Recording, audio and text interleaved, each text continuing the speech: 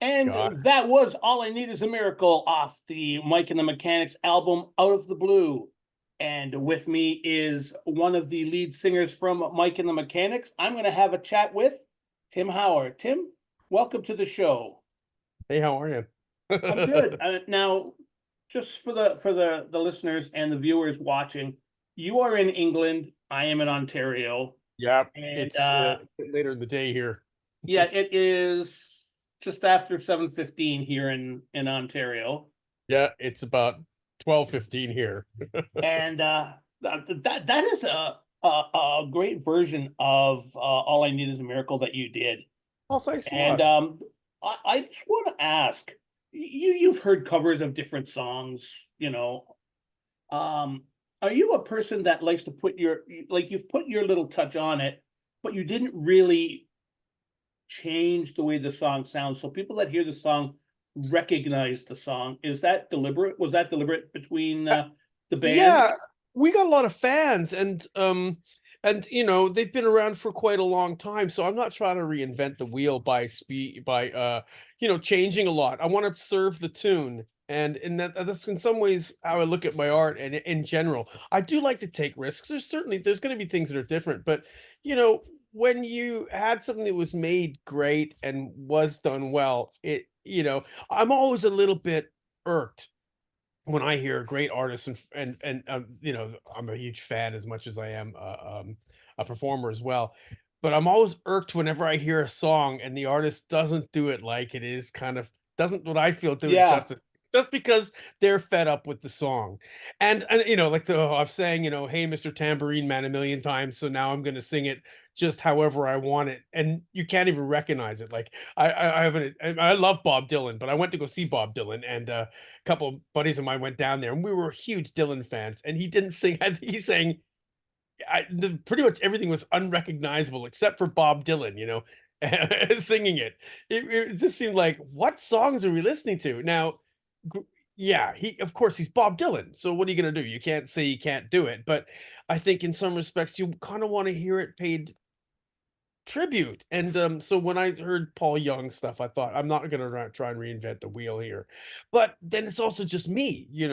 Paul's up in the great big gig in the sky, so there's no unless I kind of give it a little bit of current today, and that's just the vibe I have. I'm a big rock fan, so I'm gonna sing things like I feel them. And I think Mike liked that. He liked that I gave it a little bit of a different spin, but not too much.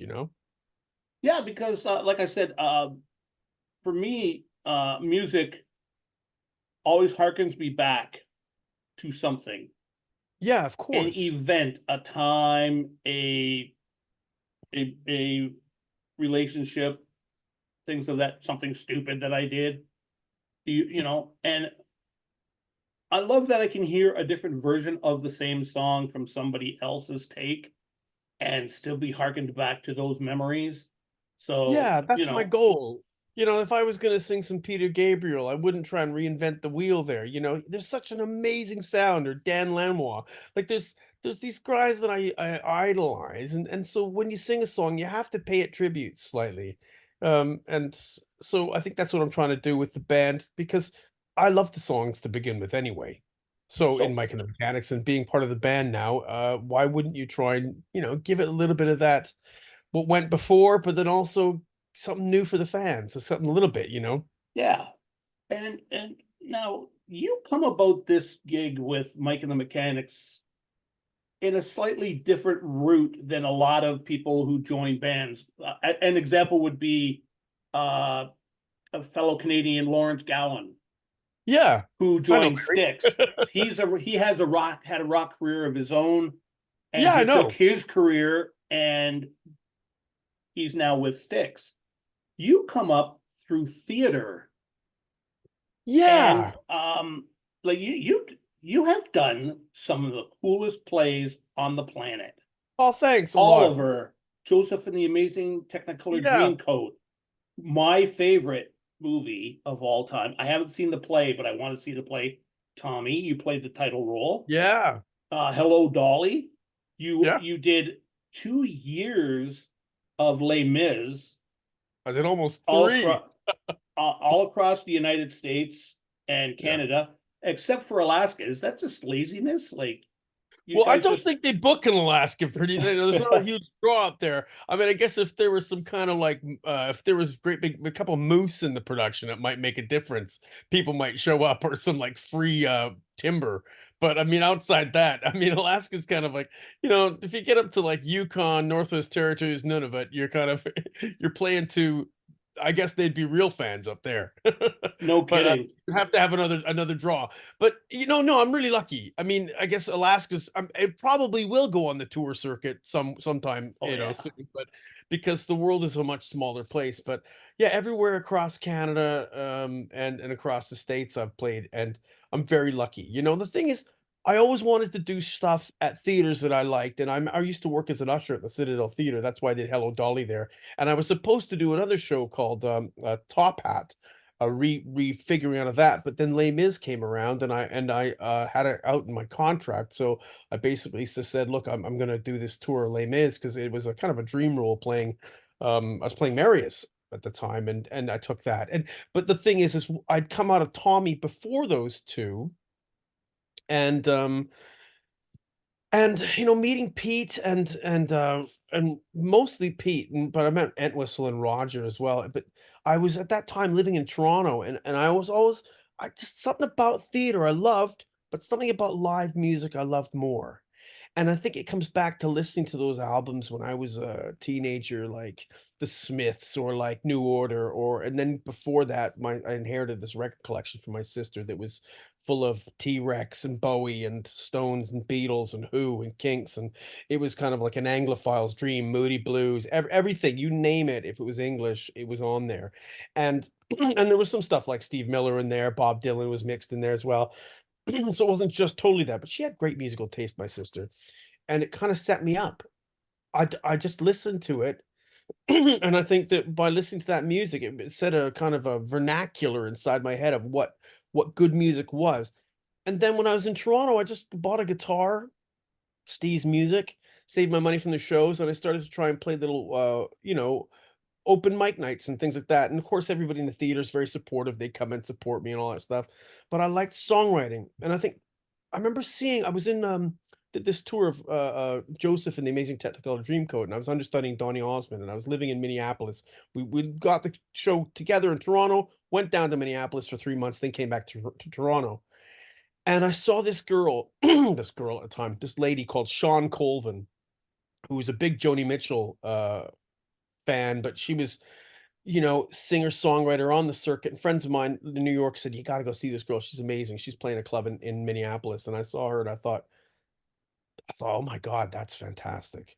I'd like to do something like that," and she was profoundly influenced by, like I said, Joni Mitchell, Neil Young, uh, Jackson Browne, I mean, you name it, but she nailed it on that night in that small club, and I thought, "That's what I wanna do," and so that was in 1991, 92, and then I kept doing musicals, but I got this guitar and I started to write songs, and, what's oddly enough, I sent a song to Sean Colvin years ago, I saw on Twitter or whatever, I sent her a song I did, and she said, "Oh, I really like that song," and I thought, "I made it." You know what I mean? No matter whether anybody else liked it, Sean Colvin really liked it, and I thought, "That's really nice, she got back to me?" But, as far as, like, starting rock and roll, been a wild way to get here, and I'm glad I finally got here. It's not for everybody, the rock world, and there's certainly, I'd say it's probably about 5% make it if that's I might be quite gracious with that percentage, because there's a lot of bands that do stuff and are great, and they never get the chances like that I've had, and I feel for them because 'cause they're out there, and I hope they're still rocking, I hope they're still going. Yeah, that's exactly it. Now, you like I said, you were doing all this theater here in North America. Then you move over Yeah. to the UK and you did Yeah. Peggy Sue Got Married. And speaking of which, you moved to the UK and you got Oh, I married. didn't want to. I kinda went here for 9 months. I had a buddy of mine, Ted Dykstra and Richard Greenblatt wrote this show called Two Pianos, Four Hands, and they had toured it all across Canada, and then they got an opportunity to come to England. And at that time, I was doing Les Mis. I remember I goes up for this new musical called Napoleon. I went to New York and auditioned for it. This is while I was in Les Mis, and they said, "Oh, we want to see you in England. We're going to produce it in England." So I went for my callback there in England, and Ted and Richard were doing the show at the Comedy Theater. Not Comedy, it's now called it was called the Comedy then. Now it's called the oh god, it's another name. It's the not Neil Simon, but it's a very anyway, I'm gonna kill myself for not remembering the name. Anyway, I went to go see them in the show and I went, geez, I'd like to do a show in the West End. Just tick the box. And years and then flash forward after I finished Les Mis, went back to Toronto. I did this workshop for Peggy Sue Got Married, which is a musical, and the bunch of producers came from all over the world, and two American producers and the Mervishes and Paul Elliott from England picked it up and wanted to produce it in England. So I have a British grandfather. I thought they said to me, "Look, get your genealogy done. We'll hire you to be in the show." And I did, just thinking it'd be 9 months, and then I'd and then I moved back to New York because I still had my visa for another 2 years for America, so I thought, "Why waste that?" I know all the casting agents down there, maybe I can get signed on Columbia out of New York, right? Because that was my goal. I thought Jeff Buckley got signed at Columbia, and I thought that I actually went to go see Jeff Buckley play in Toronto, and I sat down with him in his bed and had a beer after. It was such a small club. It was at, above the Brunswick House, and, and I thought, "What a Wow. good guy." I know, it's crazy, right? And then I saw him another 2 times when he played at church in Toronto, then he played an HMV thing, and then cut 6 months later, he was dead. It was crazy, but I thought, I could go to I'm gonna go to the place where my heroes are getting signed, like New York, like, yeah, Springsteen, they're all on Columbia, so I thought that would be my goal. And then England came up, and I thought, "Well, I love The Clash, and I love, Who, Stones, Beatles, Kinks, I might as well go there and see if I can bring my guitar and then, I'll play a couple clubs and I'll just spend 9 months and then I'll go back to New York." And then they blew up New York in 2001, and so I stayed and I started a rock band here.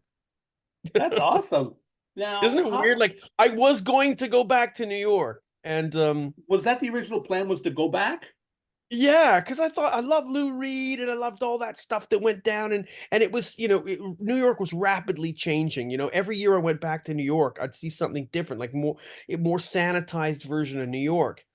And then suddenly, when New York got really, really kind of cool again in the 2000s. Disney moved in, everything became kind of sanitized. 42nd Street got all the crazy shops got taken down, all the, hidey holes, they were all kind of getting evicted and turned into like really big, wealthy property. And it should happen because it's a great big city and there's a lot of wealth there. So you're not going to be able to have an avant-garde bohemian kind of, you know, uh outcast kind of section in a really wealthy, property area.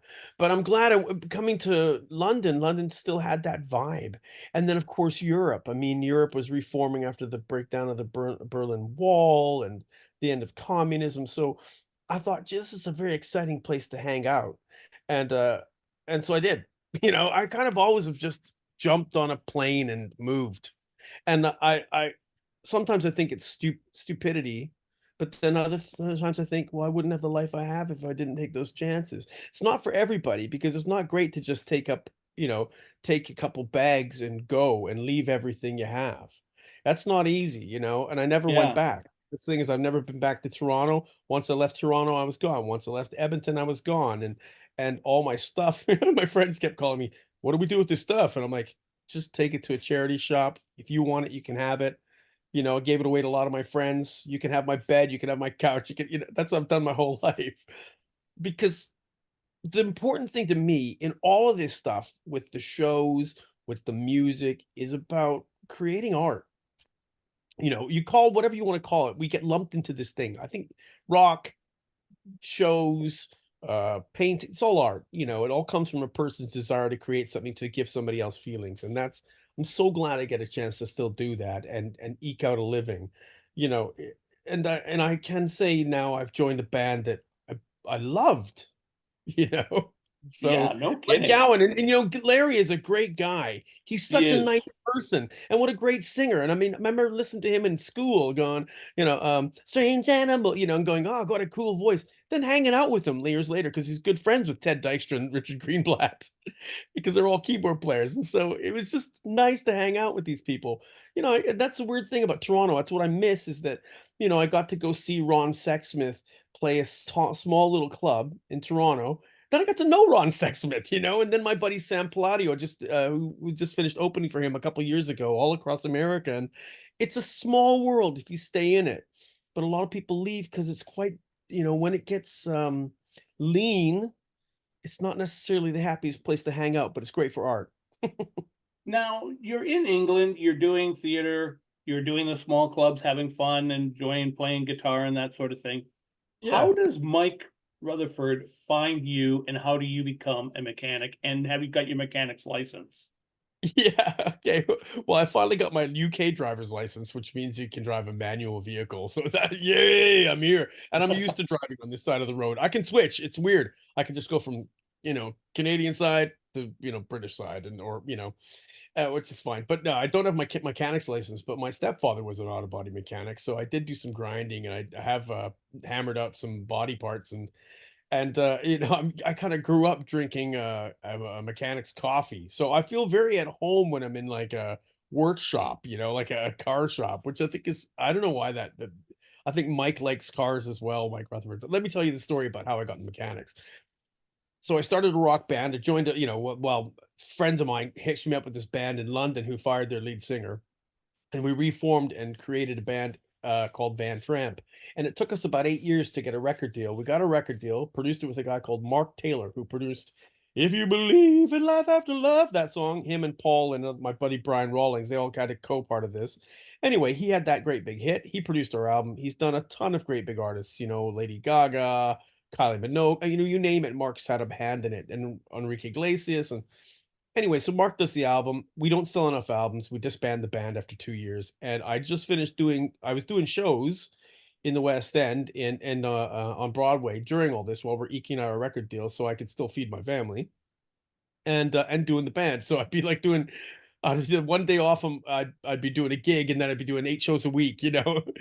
It was really fun. Hard, but fun. And, anyway, so we disbanded our band, and luckily, my buddy Brian Rawlings, who's Mark's partner, said, "Come down to the studio and try and write songs for other people. We got a bunch of people asking, the Jonas Brothers, Joss Stone, Cher's looking for stuff. Come try and do some writing with a friend with a couple of guys here at the studio." So for 6 months, I sat in a small room writing songs with, trying for other people, you know? And some we get some nibbles, you know, from the major labels. They're like so anyway. And after 6 months, Mike Rutherford walked in and said he wanted to do some songs. And my buddy Brian said, "I might have a rock singer for you. Why don't you get the Mechanics back together?" And that was it. And then he was looking for a soul singer too at the same time for because to replace Paul Carrick. I was replacing Paul Young, and then we just all kind of about a month later, we were in a studio recording an album. So that's in 2009. Now you've got a couple of albums that have come out over that time. Yeah. And Out of the Blue is really, for me, a Tim Howard coming out party because you sing almost virtually every track Well, on there's that. Andrew's in there well, as there's well. Andrew Roachford, for those who are wondering who I'm yeah, and talking about. Andrew Roachford is one of the most talented soul singers and performers in the UK that I have ever met.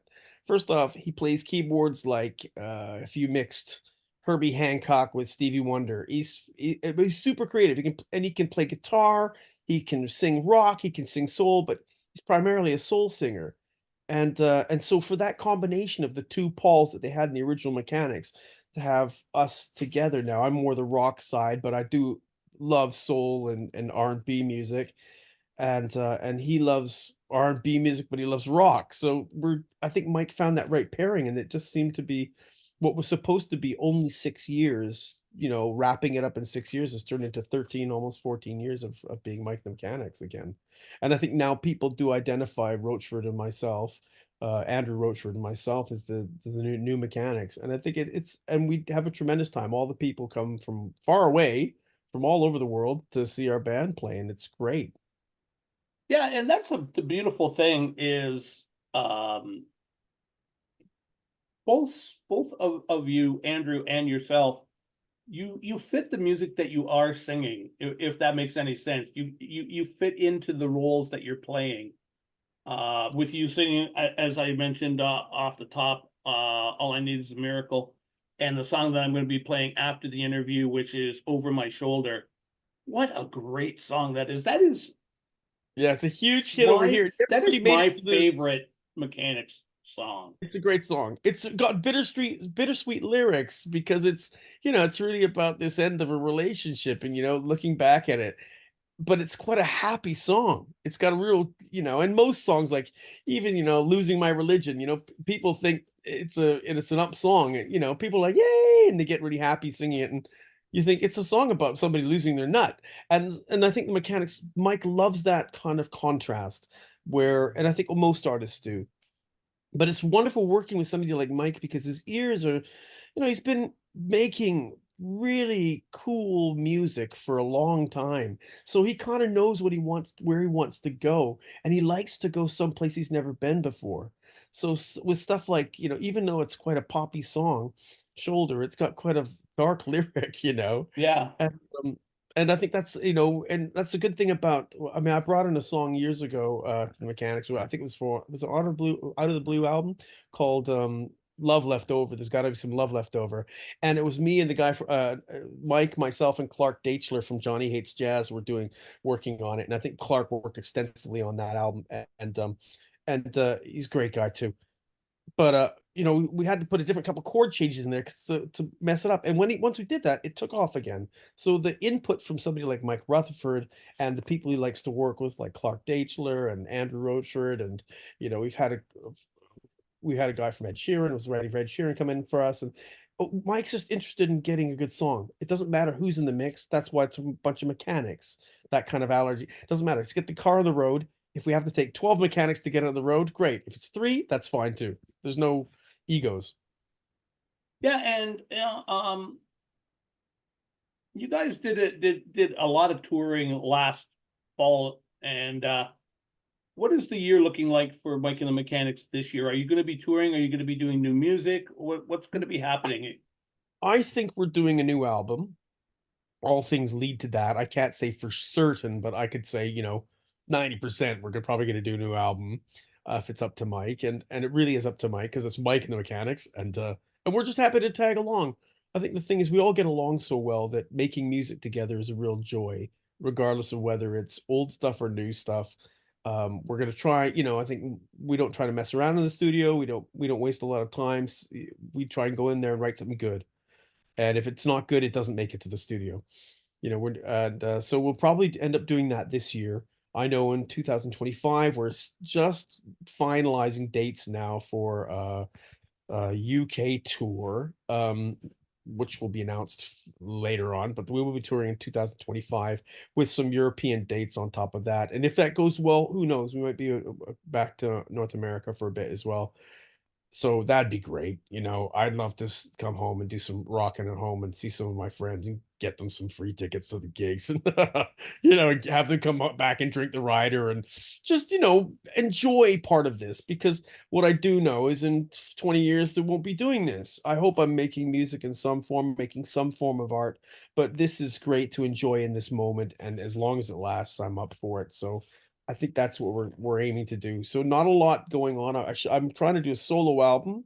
So that's what I really want to get done this year is finalize that solo album and release the music I've been holding on to for 20 years and just continue on with writing some new stuff. Well, do me a favor, if you when you get that album out, make sure that you let me know. We'll have you on and we'll talk about the album and help you promote it and sell 5 or 6 copies here in Canada. And Hey, five's better than nothing, right? I mean, exactly. I used to work at Starbucks off King Street in Toronto, and I remember, I remember sitting there and going, "Oh my God, this is a regular coffee's a $1.55," and then I heard the story about Nickelback, Chad Kruger, and that's where they got their name from. He used to work at Starbucks, and he'd say to everybody, "Do you want your Nickelback? Do you want your Nickelback from a buck 55?" And I know that because I worked there, Yeah. I worked all over, slop and stuff, and I think most artists are happy to have that experience in some form, but really happy to be on the other side of it. So I'm kind of on the other side, so I'm gonna enjoy this as long as it lasts. And with that, I want to thank you for joining the show today. I had a chat with you, and it was an honor. We've talked on the phone a couple times, and I Yeah, hope we that we can have. keep in touch. For sure. We're Um, gonna go out and get some food next time I see you. So that's ace, you that's know? it. I'm in. And Yeah, me too. we do have a similar love, the Edmonton Eskimos. Hey Once an man, there you Eskimo. go. There you go. There you go. It's you know, well, I grew up with the Eskimos, so it's hard saying Elks, but you know, the thing Ah, is it was Golden Green, man. And that was it. Freezing cold, Golden Green, cup of coffee in your thermos, and just, you know, just get on with it. You know, that's it, and you know, exactly. I like I live in Toronto, so I kind of you know I was there for 10 years, so I used to support the Leafs for a long time. So, but I On am an Oilers purpose? guy. I'm an Oilers man through and through. I've been Oh, Oilers okay. since I was a kid. We used Penguins. to, you know, oh, there you go. Since they were in blue. That's how Oh far my back I God, that's go. going back, man. Yeah. I think one And of the worst punch ups or worst fights I've ever seen in hockey history was with was it Boston Bruins and uh yeah, I think it was the Penguins and the Bruins. I can't remember who's, but everybody took their gloves off. It was like four, you know, it was like everybody, even the goalies, like management got in it. It was crazy. like Slapshot. Yeah, yeah, kind of like that. But I mean, you know, But Pittsburgh, man. I mean, these are big steel towns, and they don't mess around there. Like, it's like I remember seeing the Detroit Red Wings. I used to go down and sing the anthems for as a bit of an anthem, you know, for lack of a better word, whore. So if anybody was asking, I was singing, but I remember seeing some of these games, thinking these guys are giants. You know, I met Marilyn Mew. I was at Wayne Gretzky's place getting. I thought I got to go to Gretzky, see if I can see Gretzky. Everybody does it when it was first opened, and I was a big Ty Domi fan because he was the enforcer on the yep. Leafs, and I met him. He was there. I was like, oh my God! And I thought he was a short guy. No, his hands are like double the size of mine. And then I met Mario Lemieux. He walked in. He looked like he came from heaven. The guy was like a tall, super tall. Looked like he walked out of a sports Oh, magazine. I know, eh? And he was so nice. He signed every autograph for those kids. The kids came up to him, "Oh, Mr." And he was so nice to all of them. I thought, Jesus, I want some of that. I want to be nice like that, you know, and famous. So fingers crossed. There's still hope. And I think you will. But I want to thank you for taking some time. We're gonna Oh, listen, play my Over My Shoulder because yeah, I thanks, want to Adam. hear it, and Sammy plays Yeah, what he me too. wants. And I thank you for taking some time. I wish you all And the best.